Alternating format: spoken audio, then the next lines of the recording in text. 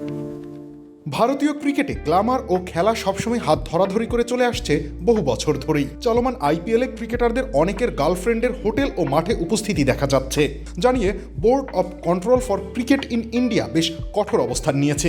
BCCI এর নিয়ম অনুসারে ক্রিকেটারেরা তাদের স্ত্রী ও পরিবারকে সাথে রাখতে পারবেন, কিন্তু হার্দিক পান্ডিয়া, ঈশান কিষান, যশস্বী জয়সওয়ালদের অনেককেই নিজের বান্ধবীর সাথে একসাথে দেখা যায়। এরা কেউ তাদের আইনত স্ত্রী নন, মানে তাদের সম্পর্কের কোনো সামাজিক স্বীকৃতি নেই। ক্রিকেটারদের বান্ধবীদের অনেককেই সামাজিক যোগাযোগ মাধ্যমে নানান সময় বিভিন্ন বেটিং সাইটের বিজ্ঞাপন করতে দেখা গেছে, যা বিসিসিআই দেখছে আশঙ্কার চোখে। এসব নারীরা ক্রিকেটারদের সাথে একসাথে হোটেলে থাকার পাশাপাশি টিম বাসেও ভ্রমণ করেন।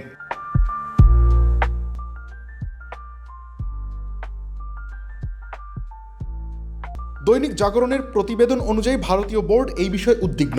ক্রিকেট যেখানে দুর্নীতির বিরুদ্ধে জিরো টলারেন্স নীতি অনুসরণ করে, সেখানে এ ধরনের সম্পর্ক বোর্ডের জন্য চিন্তার কারণ। বান্ধবীদের উপস্থিতিকে দলের সংহতি নষ্ট করতে পারে বলেও মনে করা হচ্ছে।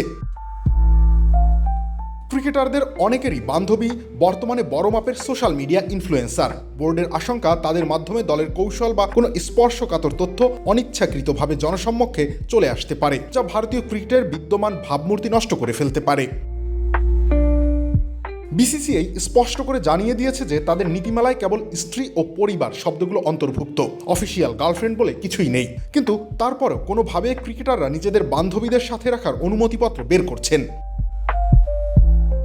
এই বিষয়ের সম্ভাব্য ভয়াবহতাকে মাথায় রেখে বিসিসিআই কঠিন সিদ্ধান্ত নেওয়ার পথে হাঁটতে যাচ্ছে। এজন্য নিজেদের আগামী সভায় তারা নতুন একটা নির্দেশনা জারি করতে যাচ্ছে, যেখানে বান্ধবীদের সাথে রাখার বিষয় বাধাগ্রস্ত হবে। আইপিএল ফ্রাঞ্চাইজি লিগ হলেও বিসিসিআই এর জন্য নানা নিয়ম প্রণয়ন করে থাকে লিগের উন্নতির স্বার্থেই, যা সকল দলগুলোকে মেনে চলতে হয়। আর সাম্প্রতিক এই বান্ধবী ইস্যুকে ঘিরে দেওয়া নির্দেশনা কেবল আইপিএল নয়, বরং মেনে চলতে হবে জাতীয় দলের খেলার সময়েও। একজন খেলোয়াড়ের ব্যক্তিগত জীবন অবশ্যই তার নিজস্ব অধিকার, কিন্তু যখন সেটি দলের শৃঙ্খলা বা দেশের সম্মানের উপরে প্রভাব ফেলে, তখন লাগাম টানা জরুরি হয়ে পড়ে। বিসিসিআই যেন তাই পেশাদারিত্ব টিকিয়ে রাখতেই এমন সিদ্ধান্ত নিচ্ছে।